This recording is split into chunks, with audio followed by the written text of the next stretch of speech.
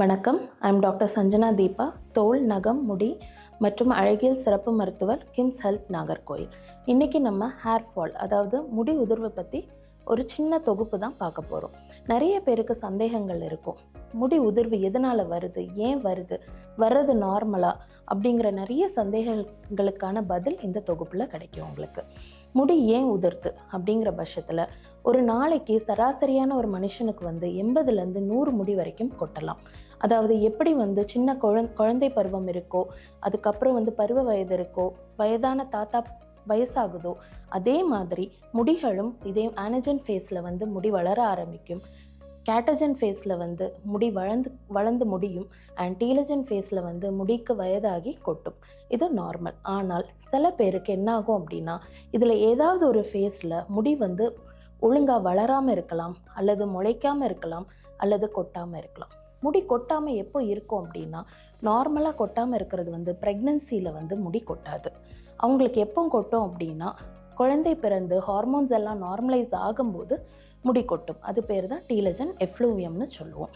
So யாருக்கெல்லாம் முடி கொட்டும்? இப்போ நம்ம பார்த்த மாதிரி ப்ரெக்னெண்ட்டாக இருந்து குழந்தை பிறந்தவங்களுக்கு முடி கொட்டும். அடுத்து காமனாக முடி கொட்டுறது யாருக்கெல்லாம் அப்படின்னா, தலையில் பொடுகு இருக்கிறவங்களுக்கு கொட்டும், பெயின் இருக்கிறவங்களுக்கு கொட்டும், ஹார்மோன் பிரச்சனைகள், தைராய்டு இது மாதிரிப்பட்ட ஹார்மோன் பிரச்சனைகள் இருக்கிறவங்களுக்கு கொட்டும், சத்து குறைபாடு இருக்கிறவங்க, அதாவது இரத்த அளவு கம்மியாக இருக்கிறவங்களாகட்டும், கால்சியம் சத்து கம்மியாக இருக்கிறவங்களாகட்டும், வைட்டமின் டி, வைட்டமின் பி12 இந்த மாதிரி பிரச்சனைகள் கம்மியாக இருக்கும் நம்ம ரத்தத்தில் அப்படிங்கிற பட்சத்தில் முடி கொட்டும்.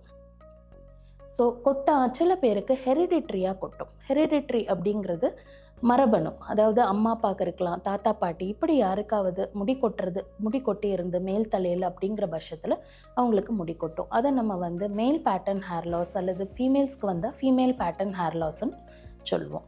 ஸோ இப்போ முடி கொட்டுது, இது எனக்கு சரியாகுமா அப்படிங்கிற சில கேள்விகள் வரும். கண்டிப்பாக சரியாகும், ஆனால் கொஞ்சம் நாள் எடுக்கும். எதனால முடி கொட்டுதுன்னு கண்டுபிடிச்சு அதை கரெக்டாக நம்ம சரி பண்ணோம் அப்படிங்கிற பட்சத்தில் முடி கண்டிப்பாக நல்லா வளரும்.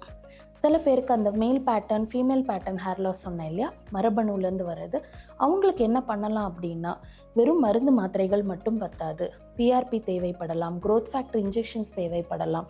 இது மாதிரி சில மருந்துகளும் கூட சேர்ந்து வேலை செய்யும் போது தான் அவங்களுக்கு முடி வளர்கிறதுக்கான வாய்ப்புகள் ரொம்ப அதிகம். நன்றி.